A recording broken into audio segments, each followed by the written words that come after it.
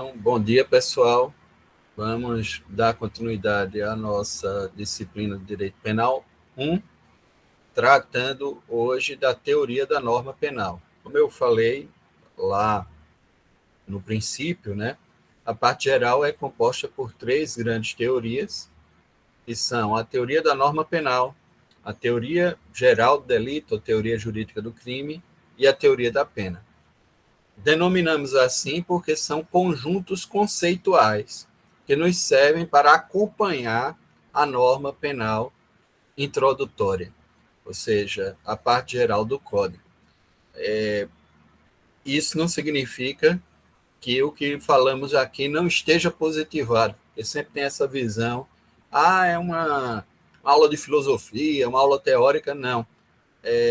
Tudo que falamos tem correlação com o que está normatizado dentro do Código Penal. Chamamos de teoria porque são conjuntos conceituais que nos servem para a aplicação da norma penal em espécie, mas elas compõem igualmente normas que são normas aclaratórias ou normas, nós chamamos assim, normas que servem à propedêutica penal, normas que nos introduzem ao sistema jurídico penal. Portanto, esse conjunto de três grandes teorias está completamente positivado no Código Penal, na parte geral. E a composição que fazemos nesse sentido, de uma análise a partir desses conjuntos conceituais que nos permitem conhecer melhor a dogmática penal. Então, vamos agora começar aqui a compartilhar os slides referentes à teoria da norma penal. Conseguem acompanhar? Já estão visualizando? Sim, professor, já aparece nos slides. Tá bom. Então, vamos lá. Deixa eu só colocar aqui. Continua aparecendo, porque eu mexi aqui, eu não sei. Sim, professor, tudo ok. Tudo ok, ótimo. Bom, então, dentro dessa perspectiva, a primeira questão que surge é a necessidade de definirmos o que é a norma penal. E me parece que a contribuição aqui dada por Aníbal Bruno esclarece bastante o conceito da norma penal. Norma penal é a norma de direito em que se manifesta a vontade do Estado na definição dos fatos puníveis e culminação das sanções. Obviamente, é uma norma que tem um preceito que muitas vezes está implícito, como a gente comentou na discussão entre Calvin e vários outros teóricos, ainda ali no século XIX, sobre a teoria da norma, e a ideia de que haveria, por parte do violador da norma penal, uma adequação ao que estava preceituado.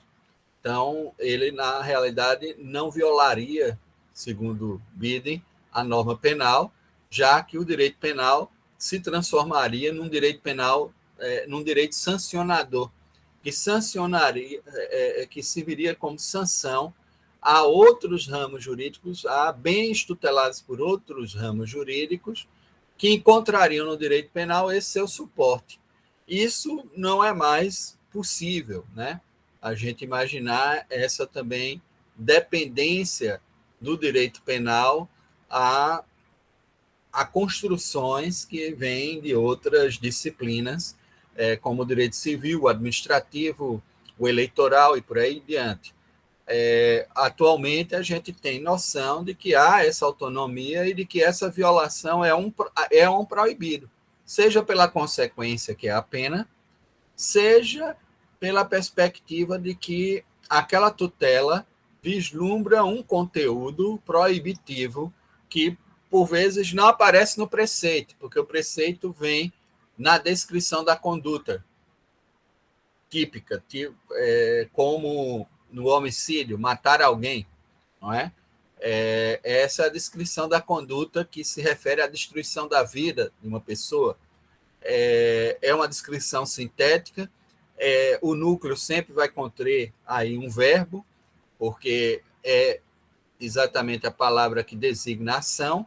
A perspectiva da ação ela é verbal e, portanto, essa união entre preceito e conteúdo está determinada pela sanção que segue, que é a pena de reclusão de 6 a 20 anos. Tá bom? Então, em seguida, nós temos a norma jurídica é a instituição dotada de preceito e sanção. O preceito retrata o comando e a sanção a sua consequência jurídica. É o que ocorre claramente no direito penal, em princípio. Mas nem todas as normas penais são normas de caráter proibitivo. Algumas têm um caráter de permissão, e nós vamos ver isso quando tratarmos das causas excludentes na antijuridicidade, sobretudo, dentro da ideia do estado de necessidade, da legítima defesa, onde há uma autorização para se agir dentro de determinadas circunstâncias, observadas determinadas circunstâncias. E aí, a questão é que, ao se excluir essa antijuridicidade, não há imposição da pena. Portanto, existe igualmente uma isenção da pena decorrente da exclusão da própria antijuridicidade. Observamos, portanto, que existem normas que servem para a aplicação das outras. E aí essas normas elas têm um caráter importante, aclaratório, para que as demais normas sejam aplicadas. Normalmente, essas normas da parte geral do Código têm essa característica. Elas são normas aclaratórias, elas servem para a aplicação da norma penal. E daí a importância que a parte geral tem, porque ela vai nos introduzir e permitir a interpretação da norma penal. Por isso que, ainda que ela não esteja imediatamente dotada da sanção, e, portanto, os seus preceitos se dirijam muitas vezes a outras normas, a aclarar o alcance e as possibilidades de aplicação de outras normas, isso não significa que elas sejam menos importantes. Hoje a gente pode até falar em adjetivas substantivas, exatamente porque elas realizam o garantismo penal, elas realizam as possibilidades de limitação do poder de punir do Estado. Elas são normas de garantia e, portanto, elas não deixam de ser relevantes, elas não deixam de ser importantes no contexto da dogmática penal. Bom, a norma penal moderna, o preceito está geralmente implícito. O que vem expresso é a sanção e o seu pressuposto. Já não se encontram nos códigos penais os comandos diretos, tipo não matarás, não furtarás, como eram presentes, né, nas legislações antigas. Isso lá no Talião, dentro do decálogo judaico, né, o comando geralmente vinha com a negação, a proibição mais clara. Isso era próprio dos códigos antigos, né? Ou seja, da fórmula como a norma penal se expressava, né, na antiguidade. Atualmente, isso não é mais comum. O que fazemos é, de imediato, a descrição da conduta, mas reconhecemos que aquela ação, que aquela conduta é proibida por conta da sanção, da consequência jurídica, que é uma pena. Se a ação fosse permitida, essa consequência seria premial, não uma sanção punitiva, não uma sanção penal. Daí a pergunta feita por alguns doutrinadores: seria o direito penal constitutivo ou meramente sancionador? Acho que a gente já fez aqui na introdução, já fizemos aqui essa consideração, né? Então, para Calbini... O senhor Diga aí. podia relembrar essa discussão? Vamos começar a relembrar agora. Certo. Exatamente o que vai dizer o Calvini, né? O direito penal seria um direito complementar, assegurando com força coercitiva direitos constituídos por normas provenientes de outro setor do sistema jurídico, o direito civil, o administrativo, o constitucional, não é? Então, o direito penal teria um papel meramente sancionador, mas ele teria aí, por força, uma dependência grande com relação a outros setores normativos, não é? Ele não teria, talvez, essa autonomia que hoje nós vislumbramos. Inclusive, é possível que encontremos ilicitudes que, diante da fragmentariedade e da seleção daquela hipótese, a gente não reconheça de imediato nos demais campos. Embora, aqui vai a dica, aquilo que é ilícito penalmente o é também para todos os demais ramos, a perspectiva da ilicitude geral, que nós vamos analisar mais adiante. Essa ideia de que, através dessa violação, eu estaria também violando qualquer outro setor, né, nessa análise do direito penal dentro dessas circunstâncias. Não é? Assim, o preceito que é a verdadeira norma era estranho e pré-existente à norma penal. Daí poder-se-ia afirmar que o delinquente não viola a norma penal com sua conduta, mas esta norma pré-existente sancionada pelo direito punitivo. Na verdade, a conduta delitiva adequar-se-ia ao que está previsto na norma penal. Matar alguém, então o sujeito se adequava àquilo e o que estaria, de fato, violando era um preceito pré-existente que proveniente, né, de outra norma jurídica. Bom, e aí o Aníbal Bruno responde, né, que não é exato que a norma penal não contém o preceito. Ela contém. Como as outras normas de direito, ela é preceito e sanção, definindo o fato punível e apondo-lhe a sanção punitiva. A norma penal implicitamente enuncia o imperativo da sua proibição, que é o preceito. O direito penal, portanto, não é direito complementar meramente sancionador, como imaginava Biden, mas um direito constitutivo, com autonomia plena, com condições, não é, de constituir o objeto da sua da sua dogmática, das suas consequências. Portanto, o direito penal, inclusive, tem a frase famosa atribuída ao jurista paraibano Verardo da Cunha Luna, radicado em Pernambuco, no Recife, que dizia que a norma penal é uma unidade dialética entre preceito e conteúdo.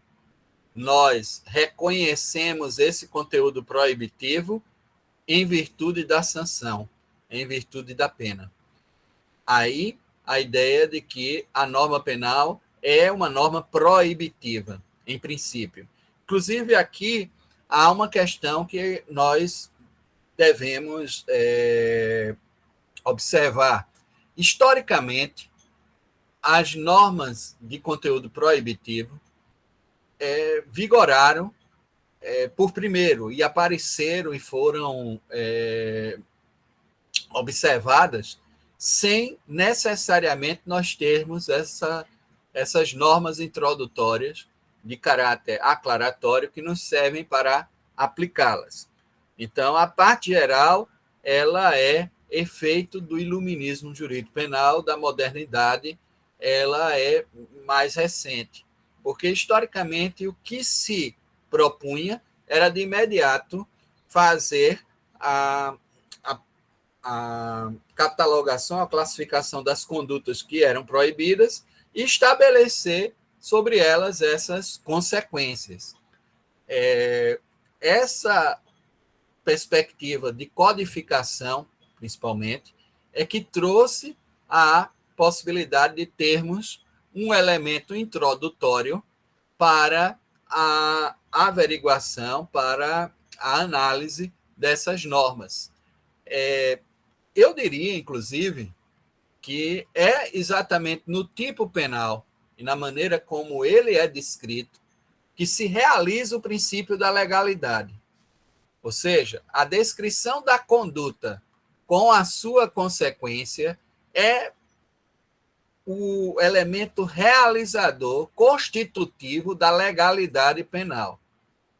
Porque tudo isso que nós estudamos aqui, relacionado à parte geral, vai nos servir para aplicar na análise dos tipos em espécie, da forma em que essas condutas estão elencadas, né, descritas na norma proibitiva. Então, essa construção da norma proibitiva é o que efetivamente realiza a legalidade penal. Daí a relevância da parte especial. A parte especial realiza todos esses princípios, todos esses elementos de garantia que nós analisamos aqui de maneira introdutória. E esse é o motivo pelo qual há uma indissociabilidade. Eu não falaria em maior ou menor relevância, né, no contexto atual, mas há uma relevância que nós não podemos excluir na realização do tipo, naquilo que nós encontramos a partir, por exemplo, do artigo 121 do Código Penal, porque é efetivamente o que realiza a legalidade penal, é aquela descrição que está ali, não matar alguém com a consequência, pena, reclusão de 6 a 20 anos. Essa norma proibitiva que está ali construída, ela efetiva toda a construção teórica que nós desenvolvemos agora para reconhecer e aplicar a norma penal. Bom, então, a classificação das normas penais poderiam ser assim estipuladas, né? Isso a gente extrai do texto Conceito e Método para o Direito Penal, do Jim Bernard Ordeg, que, por sua vez, segue a metodologia da ciência do direito de Karl Larens. Daí, as reflexões que nós desenvolvemos nessa aula, ela faz menção a outros elementos importantes aí e conceituais para que a gente possa compreender esse funcionamento, né, da dogmática penal. Então, as normas penais, elas são normas penais proibitivas ou incriminadoras, e nós encontramos, sobretudo, na parte especial, elas têm esse viés de construir a conduta proibida e determinar a sanção que é ali aplicável, né? Então, define fatos puníveis e combinam penas. Então, estão ali presentes, né, na parte especial. Matar alguém, pena, reclusão de 6 a 20 anos. Normas penais mandamentais, e aí aqui é uma questão que nós vamos analisar com relação aos chamados tipos omissivos. Os tipos omissivos, não há uma violação a um conteúdo proibitivo, mas há uma violação a um imperativo legal. Há uma ordem que foi dada de prestar socorro. Por exemplo, no 135, que trata da omissão de socorro, deixar de prestar socorro, quando possível fazê-lo, sem risco pessoal, à pessoa que esteja vulnerável, né, e em risco, vai levar, obviamente, a gente a uma consequência daqui de caráter punitiva, diante dessa omissão do socorro. Deixa eu me ler aqui o 135 para que a gente esclareça esse alcance, né, para que vocês tenham essa noção acerca do que é a violação à norma mandamental, a um imperativo, a uma ordem, né, que está aí estabelecida. Então, deixar de prestar assistência, quando possível fazê-lo, sem risco pessoal, a criança abandonada ou extraviada ou a pessoa inválida ou ferida ao desamparo ou em grave e iminente perigo. Ou não pedir, nesses casos, socorro à autoridade pública, pena detenção de 1 a 6 meses e multa, ou multa. Né? Está aqui a consequência aplicável a essa violação, que não é a uma norma proibitiva da ação. Na realidade, existe aqui um mandamento, uma obrigação de agir, uma ordem para agir. E na violação dos tipos omissivos próprios, se viola não uma norma proibitiva, mas uma norma penal mandamental.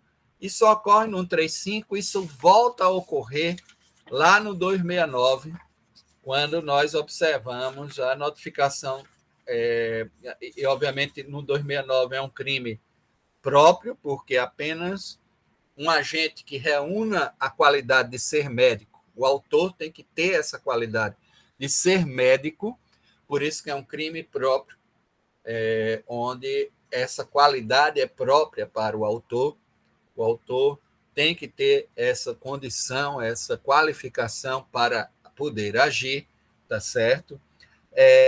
No 269, nós temos deixar o médico de denunciar à autoridade pública doença cuja notificação é compulsória. Mais uma vez, estamos diante da violação de uma norma mandamental. É uma ordem. Está aqui sendo violada uma ordem, uma obrigação. Né? Não é uma norma proibitiva. Nós não estamos diante da violação de um proibido, mas de uma ordem de agir. O médico é obrigado a notificar a doença de notificação compulsória.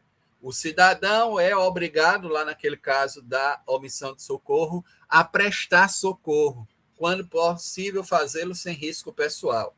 Então, existem também alguns elementos que estão aí gravados para haver essa violação à norma mandamental.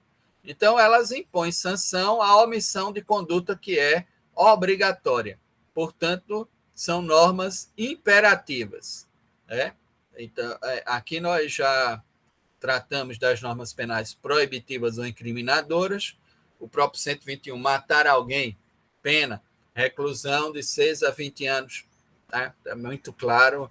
O lesão, ofender a integridade física ou a saúde de outrem, lá no artigo 129, com a consequência também ali estipulada, a pena. Então, nós estamos diante das normas proibitivas. Existem também normas penais permissivas, que definem causas de justificação da conduta a priori punível. É o caso da legítima defesa,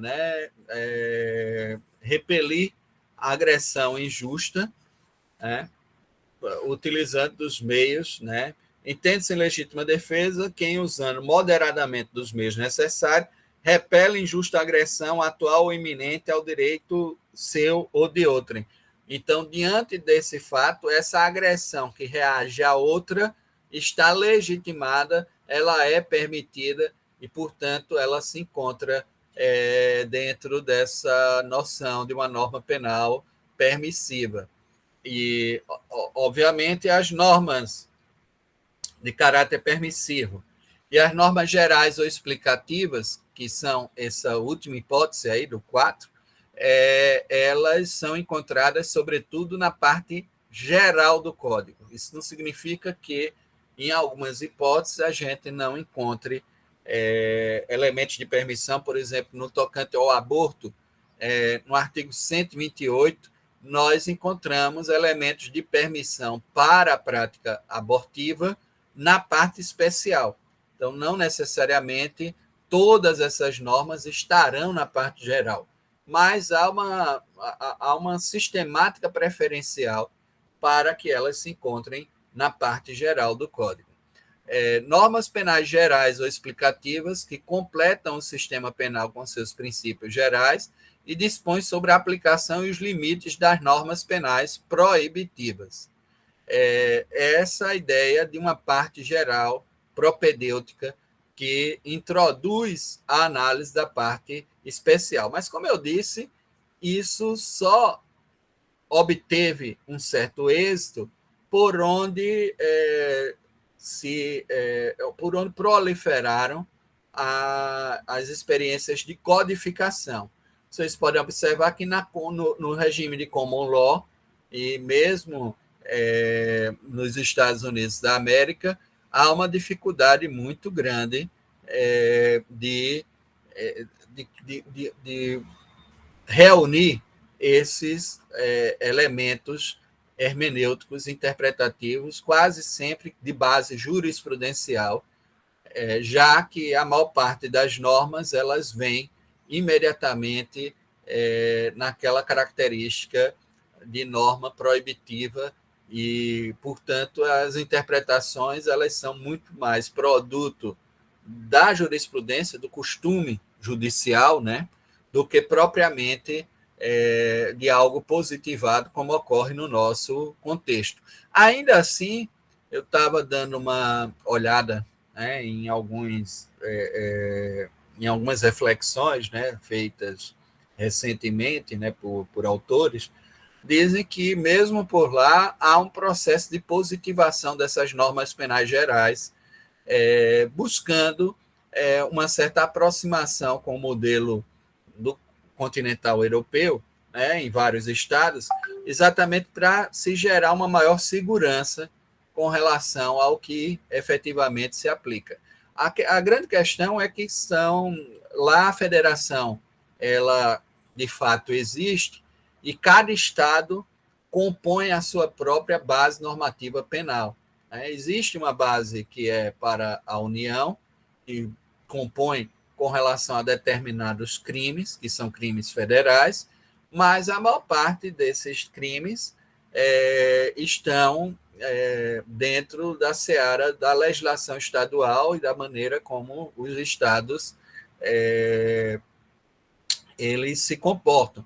Há estados que têm um modelo muito semelhante ao continental europeu, Novo México, Louisiana, que inclusive contém códigos. Então, há uma codificação em alguns estados. Outros não. Outros têm uma compilação de legislações penais e, obviamente, uma ou outra lei introdutória. Aí é onde eu digo que já há uma certa influência, porque eles construíram algumas leis introdutórias para normas penais gerais ou explicativas, e aí positivam. E há alguns que mantêm essa tradição da common law de deixar isso para a jurisprudência, o costume de decidir que vai permitir esclarecer a aplicação dessas normas, tá certo? Então, essa perspectiva de como essas normas penais gerais ou explicativas elas se introduzem no campo da dogmática penal está bem repartida, né, a depender dos sistemas e de como eles funcionem. Bom, as normas penais gerais ou explicativas que se encontram particularmente na parte geral do Código, apesar de não conterem sanção penal expressa, não estão desprovidas de uma sanção jurídica, de algum tipo de consequência, né, em virtude da não aplicação. Talvez a anulação, por exemplo, do processo, da forma como foi produzido a cognição daquele fato. Então, isso pode gerar, sim, algum tipo de consequência jurídica, né, que são dirigidas, como eu disse, às autoridades do poder público, que devem operar o sistema penal com base nessas normas explicativas, nessas normas aclaratórias. Retratam, geralmente, limites ao poder de punir do Estado e cumpre a função negativa da primeira geração de direitos do homem, própria do direito penal contemporâneo, que é exatamente impedir uma intervenção abusiva, uma intervenção inadequada por parte do Estado. E aí, ao cumprirem essa função, elas também representam e possuem essa consequência jurídica. Não é a sanção penal, mas é uma consequência que pode chamar à responsabilização o agente público, né, que opera o sistema penal. Bom,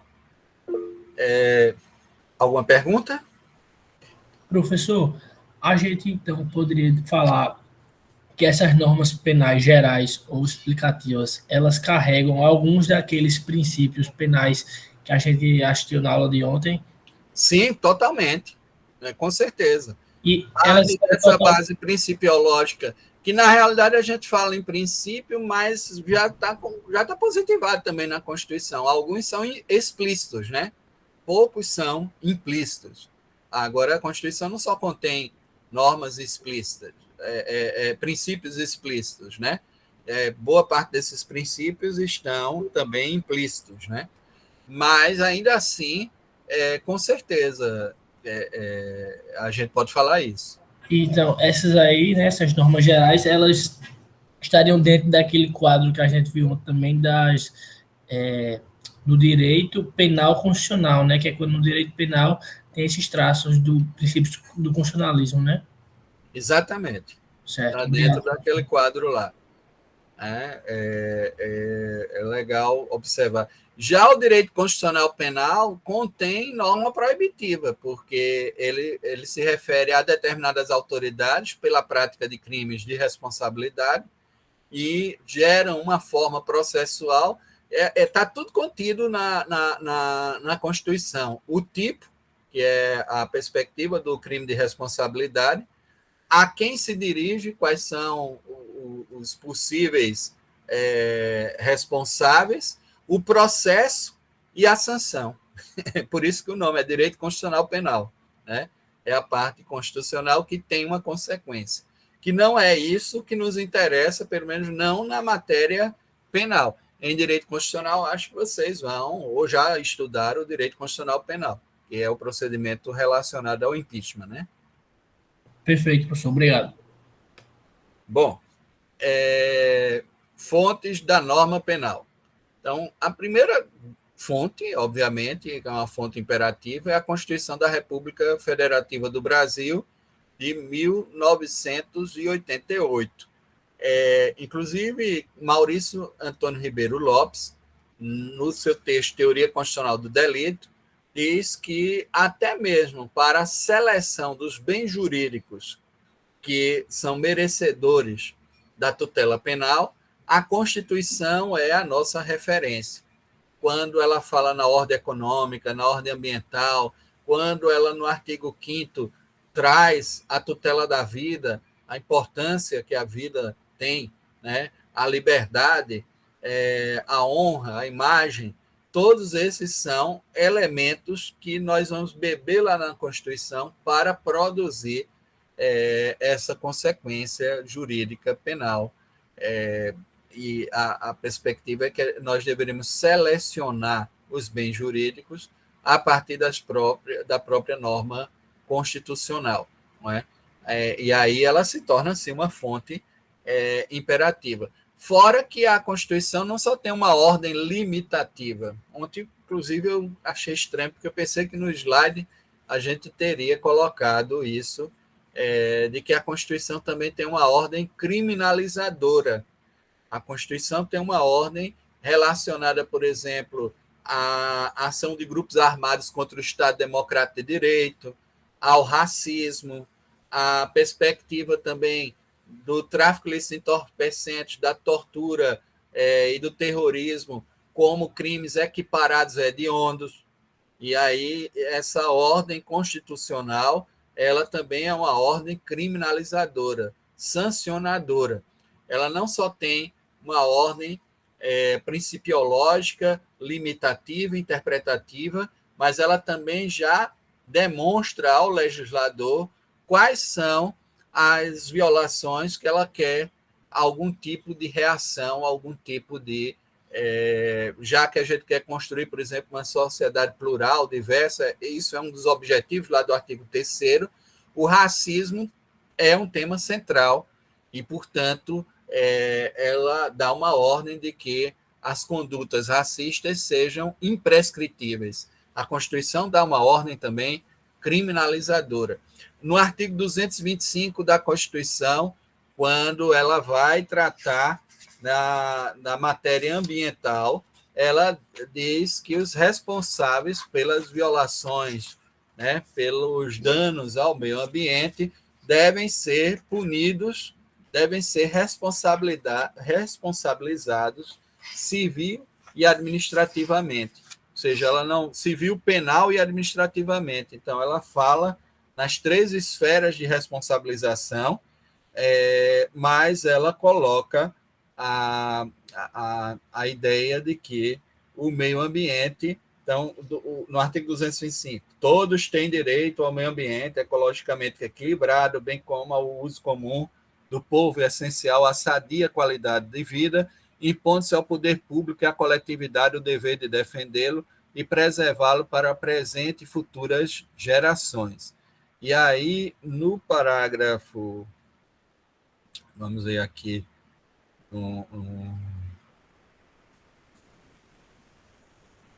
numa das... Sim, o parágrafo 3º, ela coloca: as condutas e atividades consideradas lesivas ao meio ambiente sujeitarão os infratores, pessoas físicas ou jurídicas, a sanções penais e administrativas, independentemente da obrigação de reparar os danos. Então, vai nas 3 esferas, mas ela fala numa ordem criminalizadora também, na necessidade da tutela penal do meio ambiente. Daí a gente ter construído, só 10 anos depois, em 1998, a Lei 9.605, de 1998, que trata dos crimes ambientais.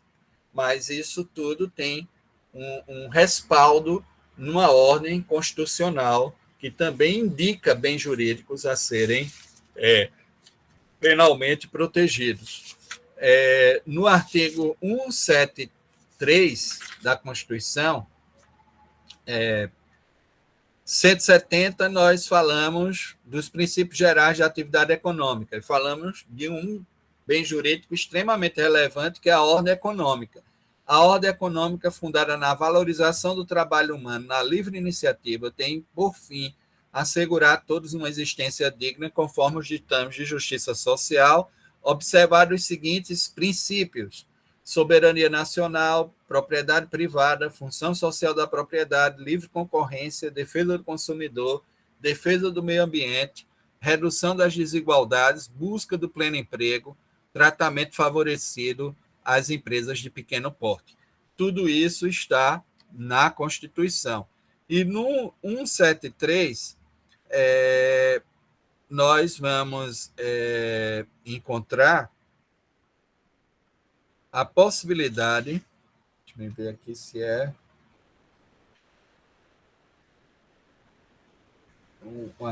a possibilidade, no parágrafo 4º, né?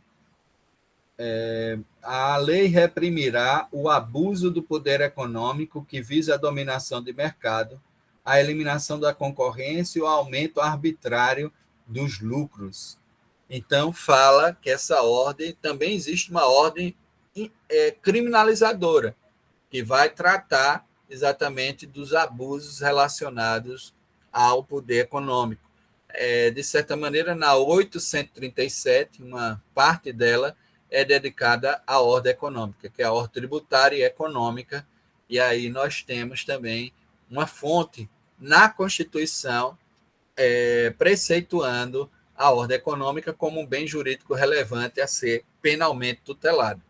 Então, fonte de produção da norma penal é a União, porque ela é competente para legislar em matéria penal. O artigo 22 da Constituição Federal, né, coloca essa competência e, portanto, a legislação penal ela deve ser voltada pelo Congresso Nacional, né, no seu bicameralismo, né, Senado e Câmara. Compete privativamente à União legislar sobre direito civil, comercial, penal, processual, eleitoral, agrário, marítimo, aeronáutico, espacial e do trabalho. Mas aí a legislação penal está dentro dessa competência. Então, a fonte de produção da norma penal quando nós falamos em lei penal, estamos falando em lei votada no parlamento. Isso é importante no contexto brasileiro, porque nós já vimos que há competências em estados federados, por exemplo, nos Estados Unidos da América, a possibilidade da legislação sobre determinado conteúdo penal. Não é o nosso caso. A fonte de produção nossa é a União.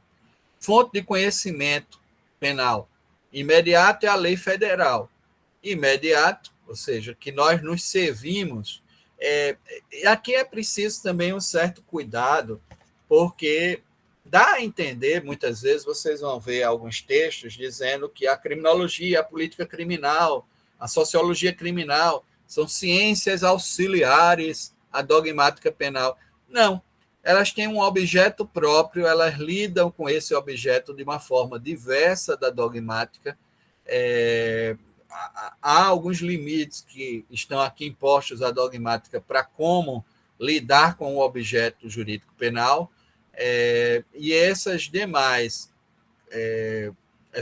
áreas de conhecimento, elas atuam com uma certa autonomia. Então, nem a sociologia, nem a criminologia são auxiliares ao direito penal. Agora, óbvio que parte das reflexões nelas produzidas vão nos servir. Elas trazem conteúdo que nos permitem ou a interpretação das normas, ou mesmo sugerem alguns recuos, o abolicionismo penal em algumas condutas, ou mesmo a criminalização, ou seja, sugere movimentos político-criminais que são importantes para a análise dogmática. Bom, fonte de informação da ciência do direito penal, a bibliografia, né?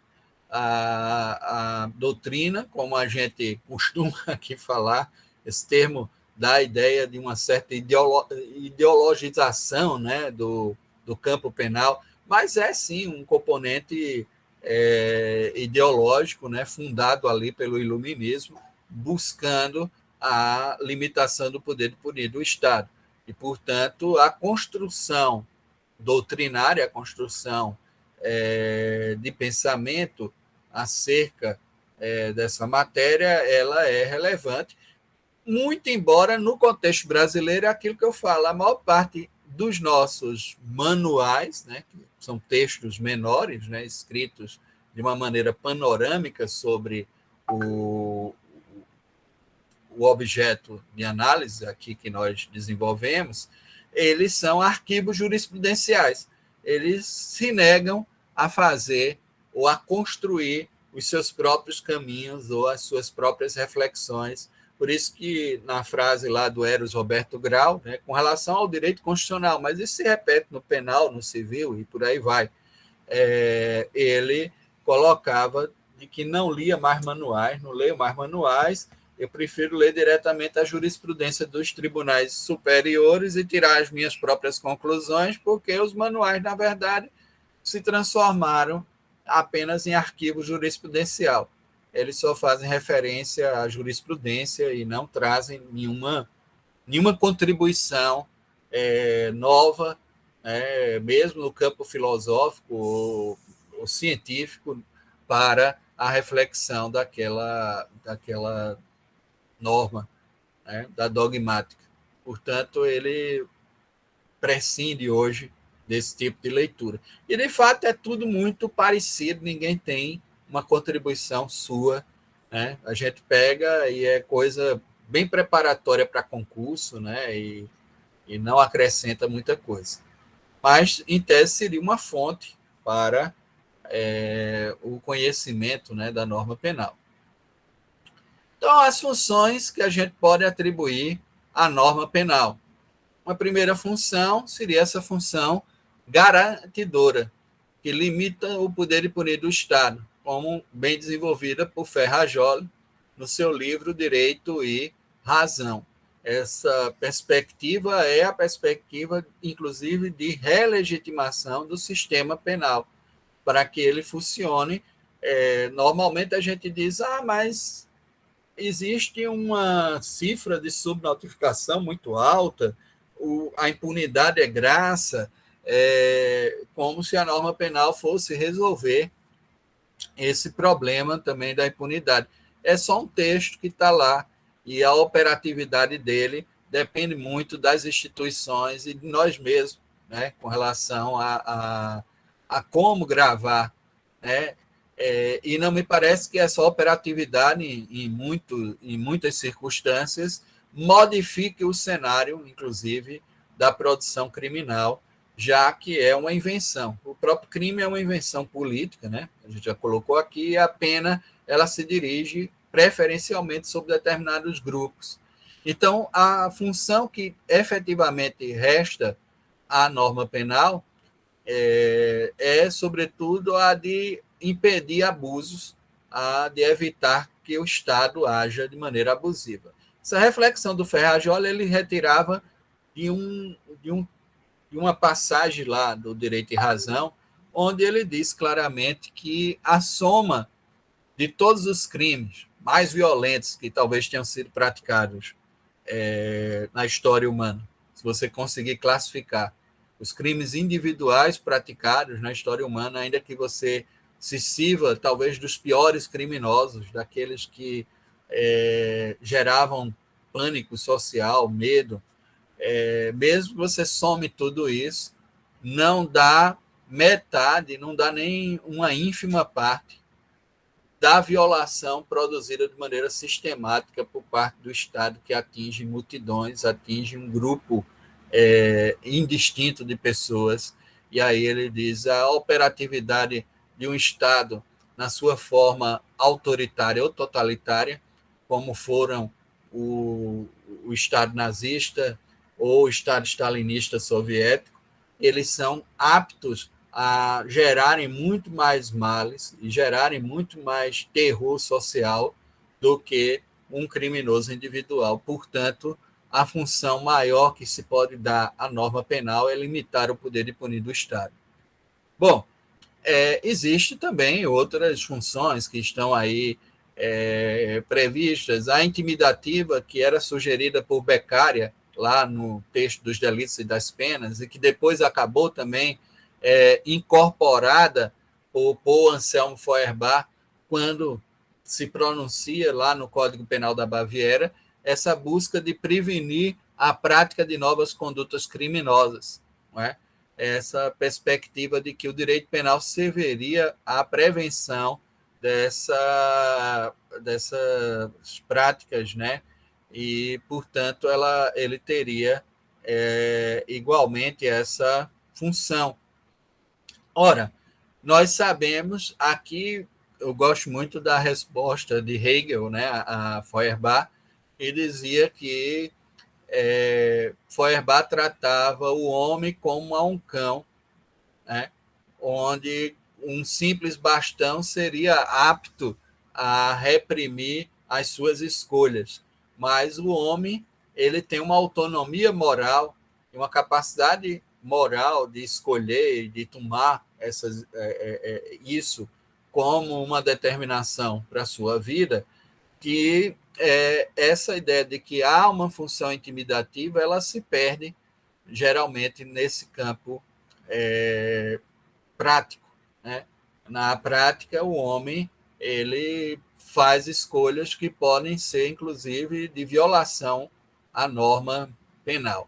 Eu gosto, nesse sentido, até das elucubrações, né, que a gente encontra no texto Crime e Castigo, de Dostoiévski, né? O Raskolnikov, que é o personagem principal, ele passa por muitas dessas indagações, e são indagações próprias de uma época, e você também começa a se questionar se há ou não realmente uma função intimidativa nessa norma penal. Seletiva. Então, ela seleciona quais bens jurídicos são mais relevantes, né, numa determinada sociedade, submetendo sua violação às consequências da sanção penal. Então, há também uma função aí pronunciada, né, pela norma penal, que é extremamente relevante no contexto prático da vida. Veja aqui que Aí, por exemplo, os bens jurídicos. Aí seria a vida, a liberdade. Ali você vê que a nossa tutela... Foi bom você ter trocado nessa questão, porque eu vou fazer aqui uma reflexãozinha que está em Punidos e Mal Pagos, do Nilo Batista, e é muito interessante essa reflexão de como se constrói um direito penal liberal. Vamos observar o seguinte: essa construção de seleção dos bens jurídicos. De fato, a norma penal ela produz isso. Na sistemática do nosso código, a gente vai lá para a parte especial, o primeiro título é dos crimes contra a pessoa. E entre os crimes contra a pessoa, na fragmentariedade, nós tutelamos a vida, a integridade física e a saúde, a honra, né? Direito à imagem que está ali presente, a liberdade, não é? E a inviolabilidade da intimidade, que aí tem a ver com a inviolabilidade do domicílio e da correspondência. Então, alcançamos aí, na fragmentariedade, esses bens relacionados às pessoas, né? A vida, a honra, a integridade física e a saúde, a honra, a liberdade e a intimidade, né? Estão aí esses 5 elementos catalogados entre os vários capítulos do título. Mesmo na fragmentariedade, e vamos para uma questão mais dentro da análise dessa fragmentariedade. Na tutela da vida, a seleção inicialmente feita na legislação penal, ela também é fragmentária, ela não vai se referir a todos os aspectos da vida.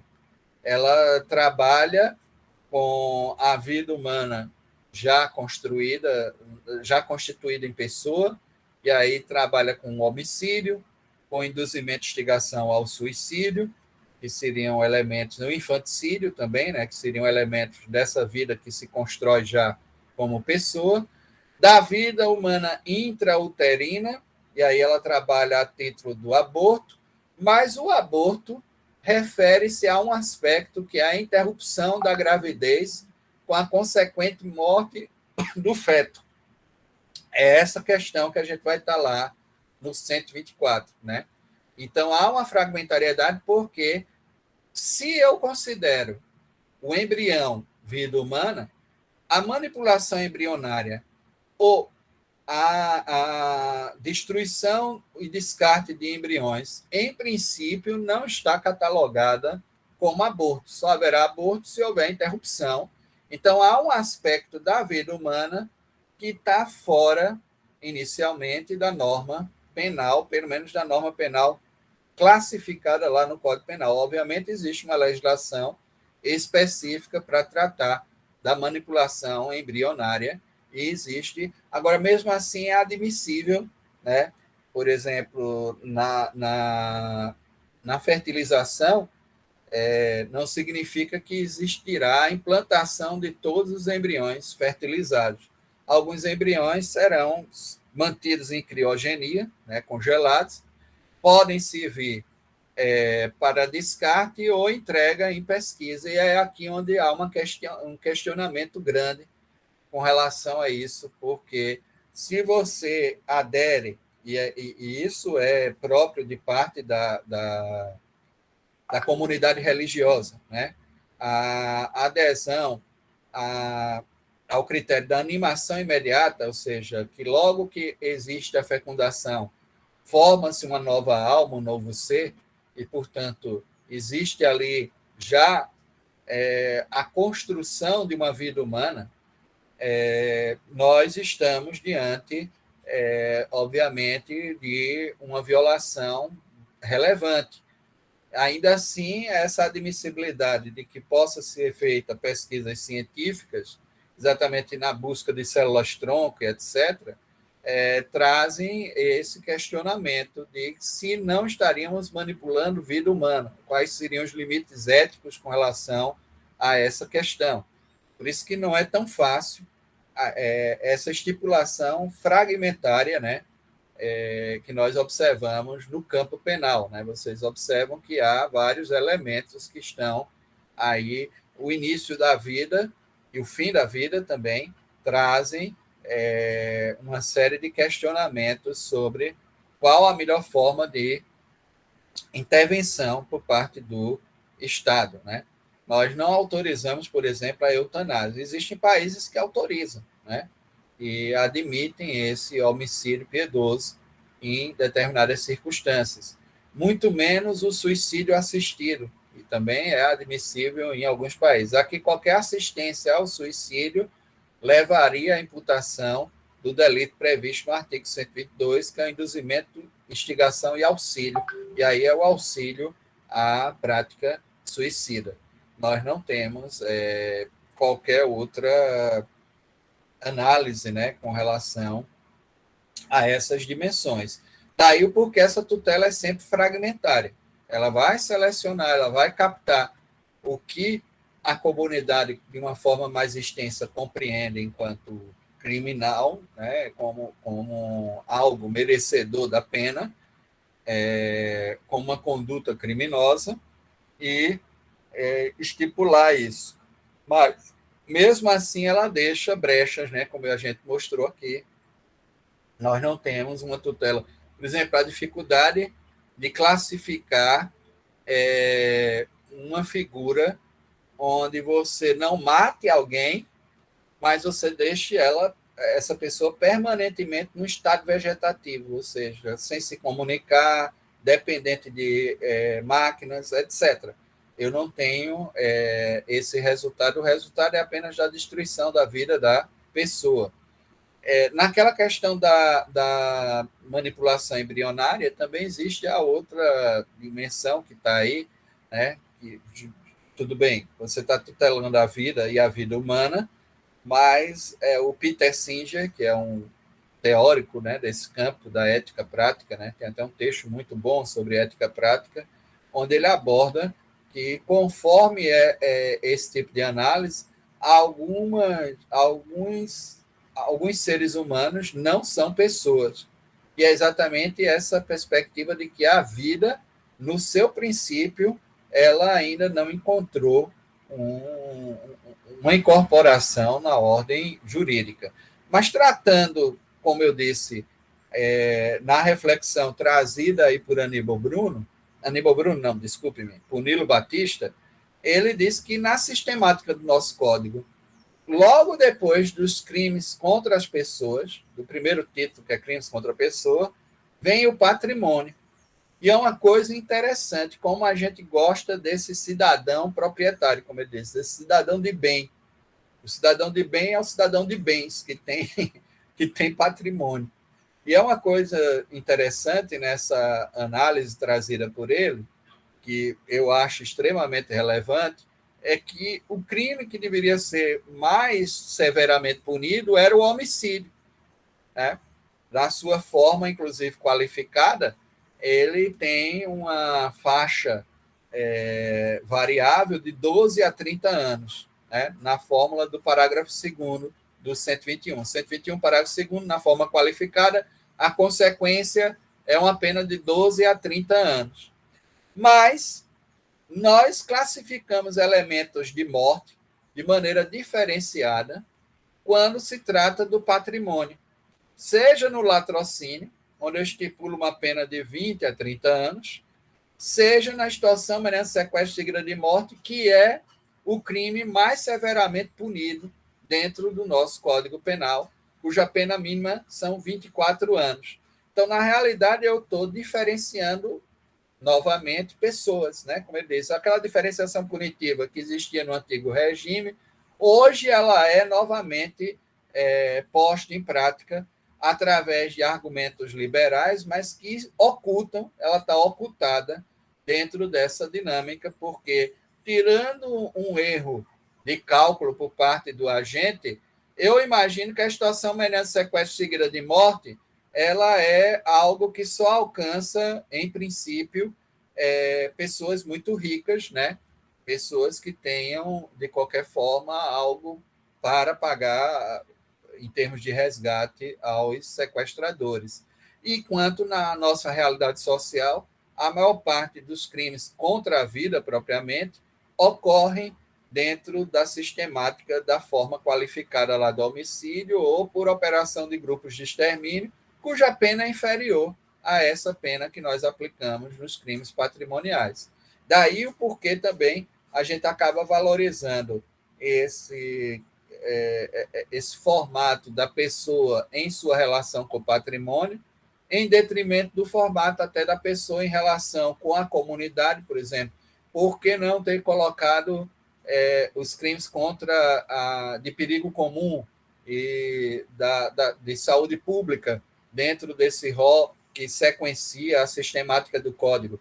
Porque é propriamente de um Código Penal liberal trabalhar o sujeito proprietário, o cidadão proprietário, o cidadão que detém algum tipo de patrimônio e, portanto, faz essa ótica individualista, a construção do indivíduo como um indivíduo proprietário que se põe erga omnes, né, contra toda a comunidade, e não o indivíduo solidário, o indivíduo dentro do elemento de solidariedade. E mesmo dentro de uma perspectiva mais estatal, porque a gente não tratou dos crimes contra a administração pública de imediato, e ele é o último dos títulos, essa relação da pessoa com a administração pública, ele é o último dos títulos do nosso Código Penal. Então, tudo isso, obviamente, cria, né, esses aspectos que eu estou aqui colocando para vocês, de como essa seletividade penal se opera.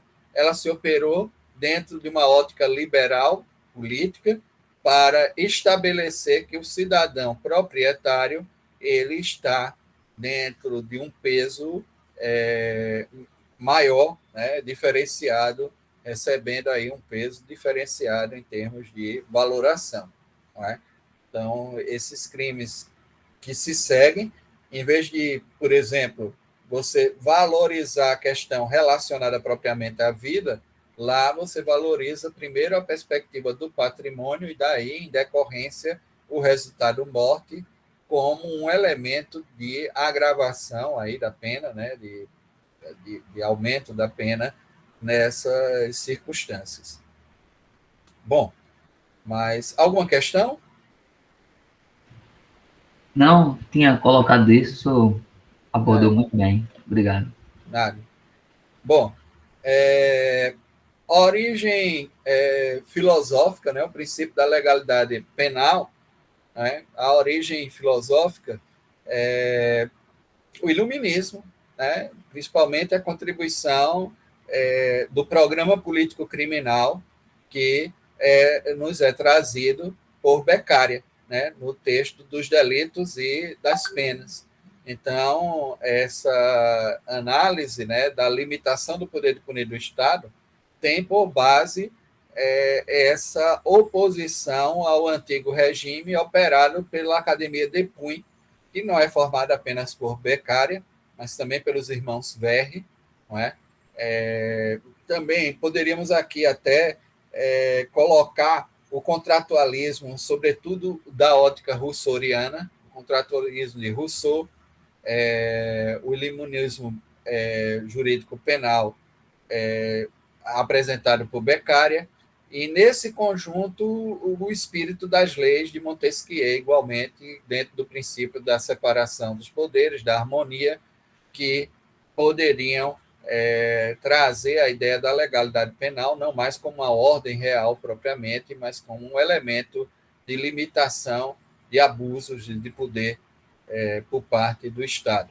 Então, todo esse conjunto filosófico, ele fundamenta essa ordem jurídico-penal que nós temos atualmente. A origem jurídica é, sobretudo, atribuída a Paul Anselmo Feuerbach, que foi um dos primeiros codificadores, né, autor do Código Penal da Baviera, e que estipulou a fórmula jurídica do nulo crime, nula pena, sine lege. Existe uma discussão sobre isso, né? Vocês vão encontrar lá no professor Cláudio Brandão, dizendo que a ideia formal da legalidade já estava presente entre os pensadores medievais, principalmente os pós-glosadores. Aí tem um monte, que é o Tibérios Decianus, que tinha não apenas pensado numa parte propedêutica para interpretar o direito penal canônico, como em elementos de limitação, muitas vezes, atribuídos aos procedimentos que eram ali utilizados, né? Então, o professor Cláudio faz essa referência, só que a gente não pode chamar isso ainda de legalidade penal, né, gente? Porque isso é, sobretudo, produto da modernidade, da reflexão de um Estado que se forma com os parâmetros de divisão dos poderes, né? Existia uma ideia formada já em busca de limitação de abusos desde os filósofos medievais, né? Com base, muitas vezes, nas reflexões trazidas, né, pelos pensadores gregos, né? As contribuições de Platão, Aristóteles, tudo isso trazia para eles um caldo cultural que levava e isso só é possível também quando você constrói o princípio da dignidade da pessoa humana. E você constrói essa figura que hoje nós chamamos de indivíduo, detentor de direitos. Ainda que isso traga sobre a ótica crítica uma série de problemas, né? É o caldo constitutivo para que se construa, né, a legalidade penal. Então, o 3 vem declarado no artigo 5º da Constituição, no inciso 39, né, enquanto garantia de direito individual fundamental, e, portanto, é cláusula pétrea. Ele não pode ser reformado, nem emendado, nem excluído, né, do que está aí previsto constitucionalmente, certo? Bom, então, quais seriam as consequências da legalidade penal? Isso nós vimos ontem, né? Mas é bom sempre repetir, porque, como eu sempre digo, se nós aprendemos bem esses 10 pressupostos, já sabemos toda a matéria penal, já estamos aptos, né, a operar o sistema jurídico penal. Então, para Luiz Ferrajoli, o modelo nominista garantista de direito penal implica na observância dos seguintes pressupostos, quais sejam: nula pena sine crime, não há pena sem a prática de um crime; nulo crime sine lege, não há crime sem lei, é preciso que o crime esteja legalmente previsto, e a lei aqui em sentido estrito, né, como objeto, né, daquela discussão lá pelo parlamento. Nula lex penalis sine necessitate, não há lei penal sem necessidade, para que a gente não esteja impondo penas em fatos que podem ser resolvidos, né, por outras matérias, por outros campos, inclusive do conhecimento. Lembrei aqui do anel lá da Jovem Guarda, que tinha o famoso anel do Brucutu lá, que o Erasmo, o Roberto e a Vanderlei usavam, e eles tinham em comum, né, o uso desse anel. E como eles fizeram a cabeça do jovem naquela época, era uma moda, né? O pessoal olhava muito esse modismo, né, que se espalhava. A TV, são os primeiros momentos da TV também no Brasil, e as pessoas assistiam, ficavam ali encantados, né, com a música, com tudo, e observavam esse anel e queriam comprar de qualquer jeito, né, mas não tinha, né? Não tinha disponível, não tinha recurso. Na época, o Fusca saiu com um dispositivo para lançar água no para-brisa, que era muito semelhante ao anel, né? Era muito parecido a esse anel. E aí havia muito furto desse dispositivo.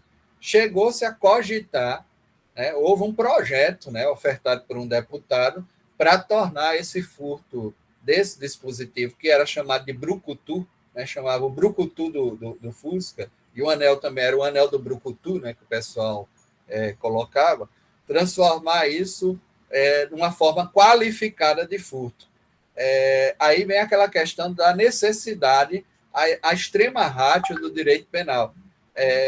Isso era desnecessário, porque bastou que a Volkswagen mudasse o sistema, e obviamente a Volkswagen mudou o sistema, criou um sistema triangular, que mais ou menos a gente usa até hoje, né, e encaixado, de maneira que não permite essa retirada, mudasse o sistema de lançar água no para-brisa e desapareceram as violações. Ou seja, essas violações não mais ocorriam, e aí ninguém se sentia mais prejudicado pelo furto do brucutu, né?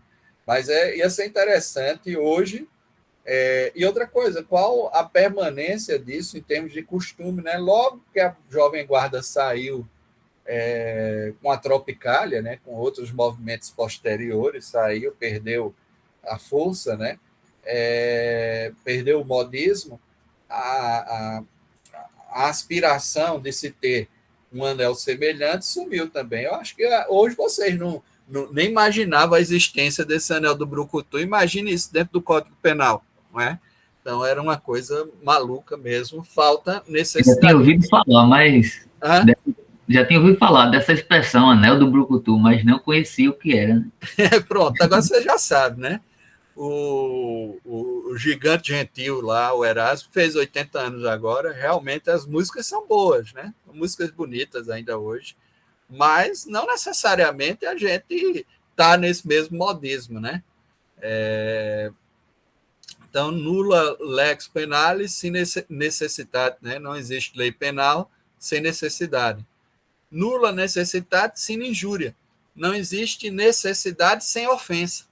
A perspectiva da ofensividade, aqui o princípio da ofensividade, que deve estar presente quando eu faço a avaliação, né, de se aquela conduta merece ou não a legislação, merece ou não a intervenção penal. Daí também nós temos o princípio da insignificância, que alguns chamam de princípio da bagatela. Tem autores que gostam de trabalhar ele como uma norma permissiva dentro da ideia de excludente da antijuridicidade. Ao meu ver, ele exclui o próprio tipo, né? Porque não há uma violação, por exemplo, ao patrimônio, o furto de uma laranja, de uma maçã, de algo insignificante que não adere, né? E aí sempre diz, não, mas a insignificância é relativa, não é a análise trazida pelo próprio autor do princípio, né, que é o Klaus Roxen, onde ele diz que essa análise deve ser feita objetivamente no meio social. E realmente há valores que nem acrescentam, porque aí ele diz, é relativo sobre qual aspecto, porque faz muita falta a uma pessoa que é mais pobre, tudo bem, mas também não acrescenta, nem diferencia, nem atira da pobreza. Então, é uma questão que eu deveria avaliar dentro da noção. É insignificante, por exemplo, talvez um beliscão. Aí eu posso fazer uma análise relativa do seguinte: o beliscão ele pode ser insignificante para a produção de uma lesão corporal, que talvez até como lesão corporal exige muitas vezes o corpo de delito, não dê nem tempo, porque ele dá aquela vermelhidão provisória, ainda que o sujeito corra ali para o IPC, para o Instituto de Polícia Científica, para fazer, né, um corpo de delito com relação ao beliscão, aí vai ficar mostrando, aqui o quê? Não tem mais nada, né? Não existe mais o que se expressar, né? Mas ele pode servir para injúria. Se de repente a intenção foi ofender a dignidade e o decoro, de repente, onde esse beliscão tenha sido também produzido, é mais do que o suficiente para a injúria, e aí é um crime contra a honra. Aí a gente pode avaliar no outro. Então, o princípio da insignificância, nesse aspecto, sim, mas não no aspecto material mesmo, de valor, por exemplo, no contexto patrimonial. Não é? Então, não existe necessidade, sine injúria, sem ofensa, nula injúria sine action. Não existe ofensa sem conduta. É preciso a conduta para que eu possa observar a questão relacionada às ofensas. Nulla actio sine culpa, né? Não existe conduta sem culpa, sem a reflexão acerca da reprovação do autor do fato. Nulla culpa sine judicio. Não há culpa, não há reprovação do autor sem processo. Nulo judicio sine accusatione. Não há processo sem acusação. Nulla accusatio sine probatione. Não há acusação sem provas. Nulla probatio sine defensione. Não há prova sem defesa, sem contraditório, sem... E aí, o que Ferraioli vem a dizer, estes 10 princípios ordenados e aqui conectados sistematicamente definem, com certa força de expressão linguística, o modelo garantista do direito ou de responsabilidade penal, isto é, as regras que estão presentes no jogo do direito penal.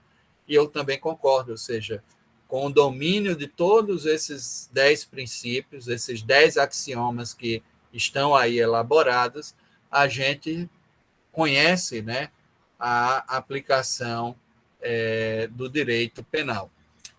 Bom, gente, hoje, me ver aqui, se a gente... Tudo bem? Como é que vamos?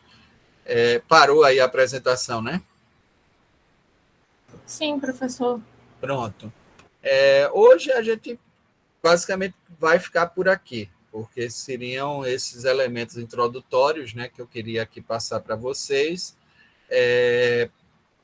Tem alguns elementos acerca da lei penal no tempo, lei penal no espaço, mas que a gente inicia na próxima semana, sem nenhum problema. Mas aí fica essa questão, vocês têm mais alguma coisa, querem aprofundar algum conceito? Essa aula eu vou disponibilizar, né? A gente vai colocar lá no grupo para fazer esse acompanhamento também remoto, né? Que vocês possam reavaliar, repassar a aula e se servir também desses slides, né? Tá bom? Mais alguma questão? Fábio, José? Professor, eu gostaria de saber se você também pode disponibilizar esses slides, ou os Sim, slides, esses, posso. e dentro daqueles artigos que o senhor mandou nas primeiras aulas no grupo, há algum que aborde já esses conteúdos? Não necessariamente naqueles artigos a gente... Tem um artigo lá do Ferraioli, ele acaba, na crítica que ele faz ao marxismo no direito penal, na realidade ali é um diálogo entre ele e o Alessandro Barata, né?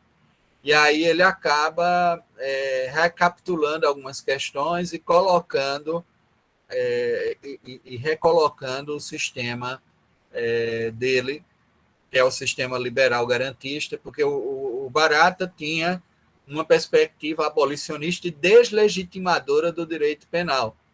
Só que a questão que é colocada pelo Ferraioli é o que nós colocamos, o que é que a gente vai produzir para ficar no lugar.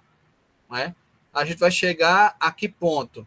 Numa justiça totalmente comunitária, mas nem sempre essas propostas comunitárias são menos violentas e produzem menos abusos do que aquela estatal, né? Ou seja, aquele princípio que eu falo para vocês no início, né? De que o direito penal surge para impedir a vingança da vítima, para neutralizar a vingança da vítima, também é um elemento que, se na operatividade acabou o direito penal sendo produtor de muitas violências e gerando uma série de violências a partir da pena, sobretudo, né, da forma como ele aplica a pena. Por outro lado, isso não quer dizer que a forma vindicativa e a forma de reação horizontalizada e comunitária, ela é menos violenta.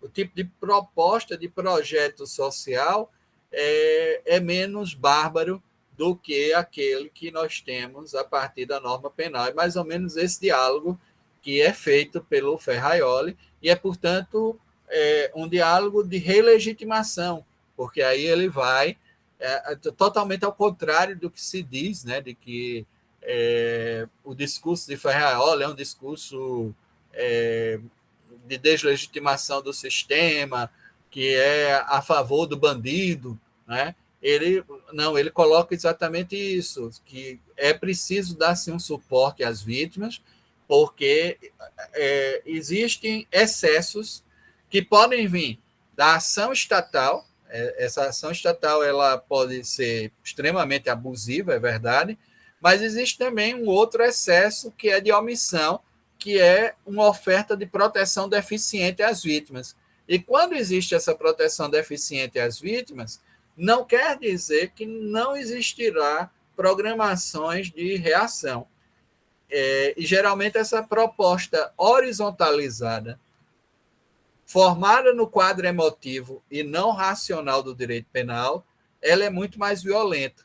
Ela tem uma proposta que leva à formação, por exemplo, de esquadrões da morte, de grupos de extermínio, tudo isso dentro dessa questão relacionada. A gente fica sempre nesse temor. Quando o direito intervém, muitas vezes intervém e produz violência e acaba recrutando pessoas para a reprodução da delinquência, etc. Mas também, quando se omite, ele deixa que essa violência se pronuncie no meio social e também atinja as pessoas de forma indistinta, e é problemático. Aí é encontrar realmente essa boa medida, né? Qual o termo correto, e é mais ou menos isso que o garantismo busca, um equilíbrio nessa relação com o sistema, né? De um lado, ofertar à cidadania condições de limitar o poder de punir do Estado, mas, de outro, não deixar as vítimas desprotegidas, ofertar a elas uma proteção minimamente adequada para que toda a sua dignidade seja garantida. Óbvio que também é um projeto, óbvio que está no modelo ideal e que quase sempre a gente não... Por isso que se acusa, e de fato o Ferraioli não nega, ele é um kelseniano, ele dá sequência ao pensamento de Kelsen, ele é um filósofo analítico, ele não tem essa característica crítica marxista do Barata e outros autores, que são autores extremamente importantes. Eu gosto muito de várias reflexões de Nilo Batista, de Alessandro Barata, mas aqui o que Ferraioli faz é demonstrar que há limitações na proposição das soluções, não na crítica, né? Ele até adere a algumas reflexões críticas, mas ele diz que essas proposições, essas soluções, elas não atendem às características comuns da sociedade, né? Sim, professor, eu perguntei isso porque eu lembro que quando o senhor deu as escolas penais, tinha um artigo lá que mostrava a visão de Moni Sodré e Filinto Bastos, que agregou muito, assim. Aí por isso que eu perguntei também. Tipo, apresentou bem didaticamente tanto os pontos da escola positiva e a Sodré e a clássica por Filinto Bastos. Mas obrigado, professor. Mas legal que vocês estejam acompanhando. Vou ver até outros textos que a gente possa... Como eu disse, eu vou procurar sempre me referir por meio de artigos, principalmente artigos em open access, ou seja, acesso aberto, exatamente para evitar aquela questão. O que não impede que na indicação que eu faça de livros vocês procurem, né? Porque o uso individual, onde estiver disponível, não é um crime autoral, né? Mas o que não pode é realmente haver essa disponibilização, e a gente vai evitando para respeitar essa questão dos direitos autorais. Aí artigo é melhor, porque o artigo, normalmente, você tem esse acesso aberto, né, que está disponível. O que não pode deixar de fazer é citar também, né, gente? Ou seja, a origem do texto, ela sempre deve ser referida, porque aí a gente evita o famoso plágio, né? Daí o cuidado também nessa questão relacionada às ideias, né? A referência dos autores.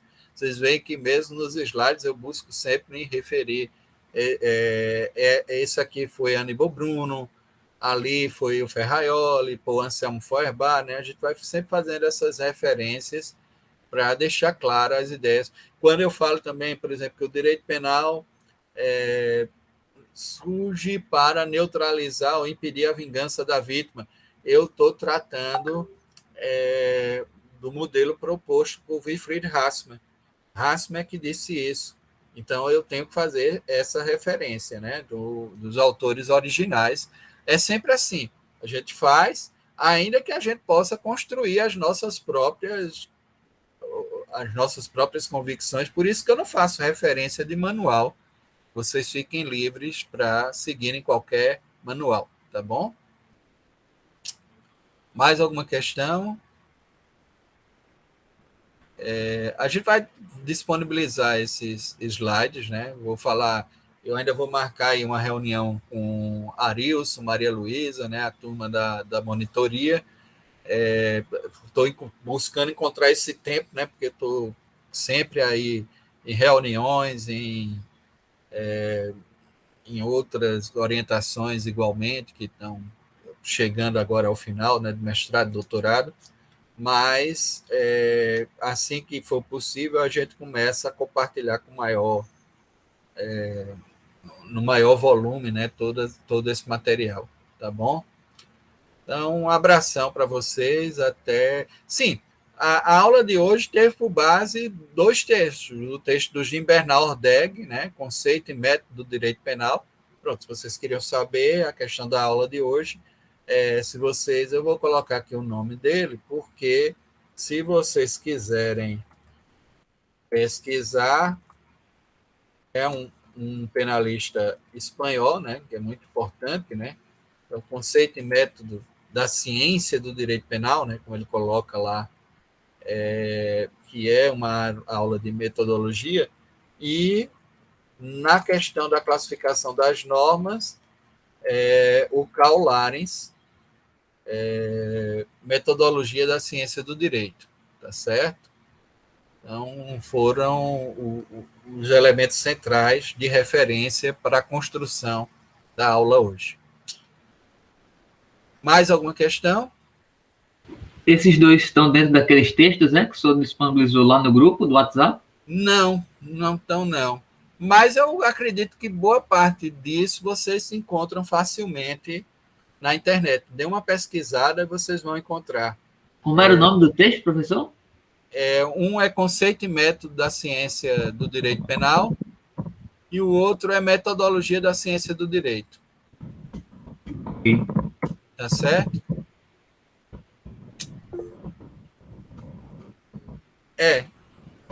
Exatamente. Pronto, valeu. E aí, valeu, Fábio, valeu, Matheus. E aí, pessoal, um abração, até a próxima semana, né? Vou tentar mandar essas aulas rápido para vocês já irem acompanhando. Bom fim de semana. Professor, obrigada pela aula. Nada. Valeu, professor. Bom dia, bom restinho de semana aí para o senhor, viu? Ainda tem muito trabalho, não terminou, não. Mas graças a Deus. Mas é bom, saúde, é bom a gente estar aqui com o espírito feliz, né? Lembrar da gravação, professor, o encerramento. Tá certo.